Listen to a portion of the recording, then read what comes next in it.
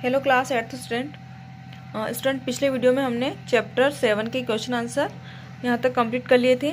आज की वीडियो में हम पढ़ेंगे शब्द ज्ञान। शब्द ज्ञान में हम पढ़ेंगे समास।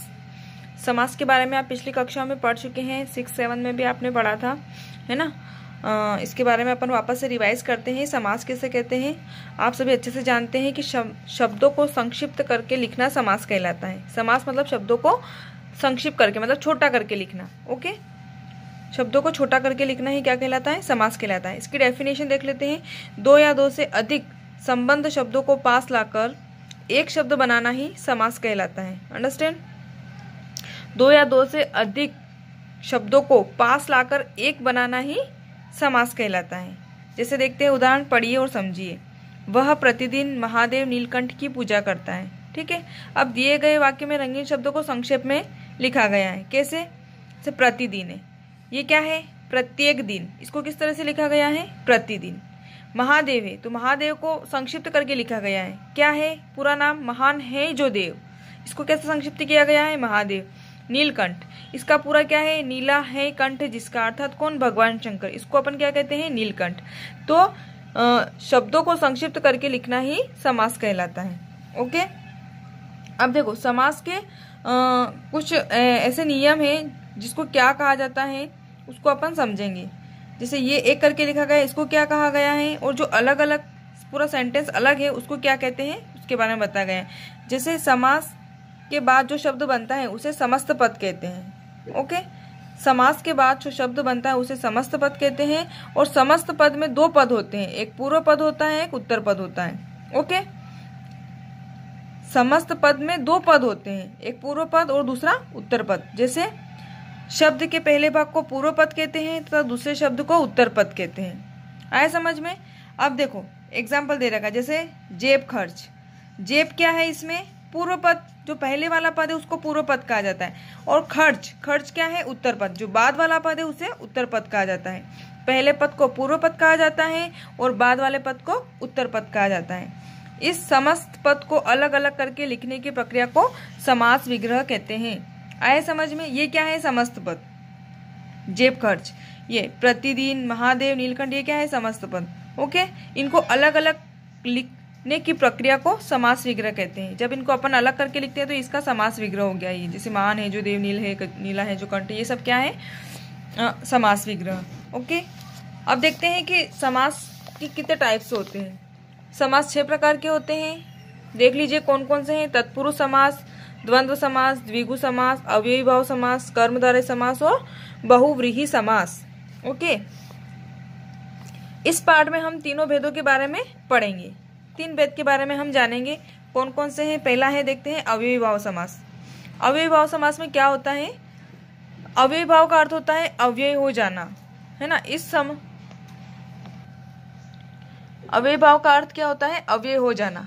अव्यय आप अच्छे से जानते हैं। अव्यय कौन कौन से होते हैं? फॉर एग्जाम्पल जैसे अपन वो उपसर्ग, उपसर्ग में होता है कि नहीं? जैसे प्रति है, यथा है, आ है, आज्ञा है ना, यथा है। ये इस तरीके से जो वर्ड होते हैं, जो अव्यय होते हैं, ये अव्यय कहलाते हैं, है ना। इस समास में प्रथम पद की प्रधानता रहती है और संपूर्ण पद प्रायः क्रिया विशेषण या अव्यय के रूप में प्रयुक्त होता है। अव्यय मतलब जो आगे के जो दो वर्ड होते हैं जो उपसर्ग में अपन यूज करते हैं उसे अव्यय कहा जाता है ना। जिनका कोई भी रूप लिंग, वचन, कारक के अनुसार चेंज नहीं होता है वो अव्यय कहलाते हैं। ओके, क्रिया विशेषण आप अच्छे से जानते हैं, पिछली कक्षाओं में पढ़ चुके हैं। तो अव्ययी भाव का अर्थ क्या होता है? अव्यय हो जाना। इस समास में प्रथम पद की प्रधानता रहती है। हमेशा इसमें प्रथम पद, जो पहला पद है उसी की प्रधानता रहेगी। प्रति है, यथा है, जो मैंने अभी आपको बताया है ना। और संपूर्ण जो पद है वो प्रायः क्रिया विशेषण या अव्यय के रूप में प्रयुक्त होता है। अंडरस्टैंड? तो जैसे प्रतिक्षण, प्रत्येक क्षण, इसका विग्रह किस प्रकार होगा? प्रत्येक क्षण। यथा समय, तो समय के अनुसार। आजीवन, जीवन भर। आज्ञा अनुसार, आज्ञा के अनुसार। यथामति, मति के अनुसार। बखूबी, खूबी के साथ। अनजाने, बिना जाने। बेखटके, बिना खटके के। भरपेट, पेट भर के, है ना। तो कहने का मतलब है कि जो अव्यय है, जो अव्यय दिया गया है उसका जो बाद वाला पद है वो क्या है? क्रिया विशेषण या अव्यय के रूप में प्रयुक्त होता है। तो जो दिया गया है, जो वर्ड दिया गया है उसी को अपन विग्रह करके इस प्रकार से लिखते हैं। जैसे प्रतिक्षण को मतलब क्या हो रहा है इसका, प्रत्येक क्षण, यथा समय तो समय के अनुसार, है ना, इस प्रकार से। आगे देखते हैं कर्मधारय समास। कर्मधारय समास में क्या होता है कि इसके डेफिनेशन देख लेते हैं। कर्मधारय समास में विशेषण और विशेष्य अथवा उपमेय उपमान का संबंध होता है। इसमें पहला पद विशेषण व दूसरा पद विशेष्य होता है। ओके, साथ ही कहीं कहीं उपमेय उपमान का संबंध भी होता है तथा पदों का विग्रह करने पर रूपी शब्द प्रयुक्त होता है। जब अपन इसका विग्रह करते हैं तो रूपी शब्द बीच में आता है। ओके, अब इसमें क्या देखते हैं, विशेषण विशेष्य। इसमें क्या होता है, विशेषण मीन्स, मैंने विशेषण के बारे में आपको बताया, विशेषण मीन्स विशेषता। ओके, जो विशेषता बताने वाले शब्द है उन्हें विशेषण कहते हैं। और विशेष मीन्स संज्ञा। तो इसमें क्या कहा गया है कि विशेषण विशेष्य अथवा उपमेय उपमान का संबंध होता है। एक पद संज्ञा होगा और दूसरा पद विशेषता बताने वाला होगा। ओके, इसमें पहला पद जो होता है वो विशेषण होता है, मतलब पहला पद जो होता है वो विशेषता बताता है, और दूसरा पद विशेष्य होता है, मतलब पहला पद विशेषता बताता है और दूसरा पद संज्ञा होता है। ओके, जो संज्ञा की विशेषता बताता है। साथ ही कहीं कहीं उपमेय उपमान का भी संबंध होता है। ओके, देखते हैं एग्जाम्पल। समस्त पद, जो एक साथ जुड़े हुए पद है उन्हें समस्त पद कहा जाता है। जो हम अलग अलग करके लिखेंगे वो समास विग्रह कहलाएगा। ओके, नील कमल। अब इसमें देखो पूर्व पद क्या है, नील, और उत्तर पद क्या है, कमल। नील कमल मतलब कमल कैसा है, नीला। विशेषता किसकी बता रहा है, कमल की, नीला। तो नीला है जो कमल, इसका विग्रह किस प्रकार होगा, नीला है जो कमल। कमल कैसा है, नीला। विशेषता किसकी बताई जा रही है, कमल की बताई जा रही है। तो इस प्रकार के जो सेंटेंस जो होंगे वाक्य वो जो शब्द होंगे वो क्या कहलाएंगे, समस्त पद। पीतांबर, पीत, पित्ता मतलब पित्त, और मीन्स पीला, पीला है जो अंबर। ओके, विद्याधन, विद्या रूपी धन। महाराज, महान है जो राजा। ओके, आगे देखते हैं। नीलांबर, नीला है जो अंबर। ओके, घनश्याम, घन के समान श्याम। बादल कैसे हैं,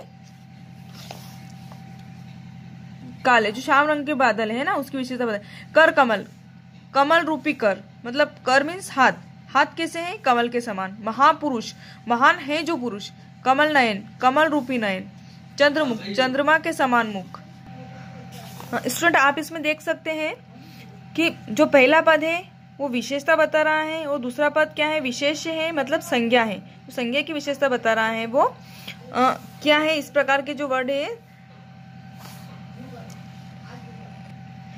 कर्मधारय समास के अंतर्गत आते हैं। ओके, अब देखते हैं बहुव्रीहि समास। बहुव्रीहि समास में क्या होता है, जब दो शब्द समास युक्त होकर कोई तीसरे शब्द या अन्य पुरुष प्रधान विशेषण बनाते हैं तब वह बहुव्रीहि समास कहलाता है। बहुव्रीहि समास में कोई भी पद प्रधान नहीं, इसका विग्रह करने पर वाला है, जिसका, जिसकी, जिसके आदि शब्द आते हैं।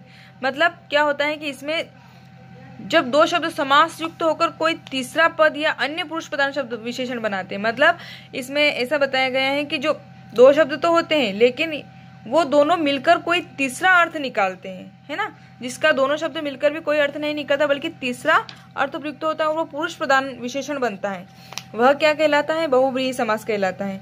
और इसमें कोई भी पद प्रधान नहीं होता है बल्कि अन्य पद प्रधान होता है। इसका विग्रह करने पर कोई अलग ही अर्थ निकलता है, उसे अपन बहुव्रीहि समास कहते हैं। जैसे इसके साथ जिसका, जिसकी, जिसके आदि शब्द आते हैं। फॉर एग्जाम्पल देख लीजिए, समस्त पद में ये सब दिए गए हैं और समास विग्रह किस प्रकार किया गया है। समस्त पद में है चक्रधर, चक्र को धारण करने वाला, अर्थात कौन, विष्णु। आए समझ में, चक्र को धारण कौन करता है, विष्णु भगवान करते हैं, है ना। तो इसका कोई तीसरा ही अर्थ निकल रहा है, चक्रधर मतलब चक्र को धारण करने वाला कौन है, विष्णु। चतुर्भुज, चार भुजाएं हैं जिसकी, अर्थात कौन, विष्णु।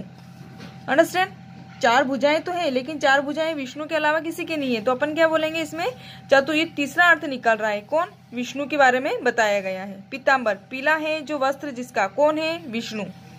पीला वस्त्र कौन पहनते हैं, विष्णु भगवान पहनते हैं। नीलकंठ, नीलकंठ, नीला कंठ किसका है, शिव का, तो नीला है कंठ जिसका, अर्थात कौन, शंकर भगवान। लंबोदर, लंबा है उधर जिसका, लंबा पेट किसका है, लंबोदर यानी कि गणेश का। लंबा है उधर जिसका, अर्थात गणेश। गिरिधर, गिरिधर कौन है, गिरी को धारण करने वाला, अर्थात कृष्ण। गिरी मीन्स पर्वत को जिसने उठाया था, है ना, किसने उठाया था, अपनी उंगली में किसने उठाया था, कृष्ण ने। तो गिरिधर, गिरी को धारण करने वाला, अर्थात कौन, कृष्ण। महादेव, महान है जो देव, अर्थात कौन, शिव। विषधर, विष को धारण करने वाला अर्थात कौन है? शिव। एक दंत, एक दंत कौन है? दांत है जिसका अर्थात एक दांत, एक है दांत जिसका अर्थात कौन? गणेश। श्वेतांबरी, श्वेत है अंबर जिसका अर्थात कौन? सरस्वती, माँ देवी सरस्वती। ओके, तो इनमें अपन क्या देखते हैं कि ये विग्रह तो हो रहे हैं लेकिन दोनों पद मिलकर किसी तीसरे अर्थ के बारे में बता रहे हैं, किसी तीसरी की सूचना दे रहे हैं, तो ऐसे समस्त पद को अपन क्या कहेंगे? बहुव्रीहि समास। ओके, अब कुछ जानने जैसी बातें हैं तो आप समझ लीजिए इनको किस प्रकार से अपन करेंगे। कुछ कंफ्यूजन रहता है इनमें, तो वो अपन क्लियर कर लेते हैं। यहाँ पर कर्मधारय और बहुव्रीहि समास में क्या डिफरेंस होता है, ये देखिए। कर्मधारय समास में पहला पद विशेषण और दूसरा पद विशेष्य होता है। आपको क्या ध्यान रखना है कि कर्मधारय समास में पहला पद जो होता है वो विशेषण होता है और दूसरा पद विशेष्य होता है ना। विशेषण मतलब विशेषता, विशेष्य मीन संज्ञा।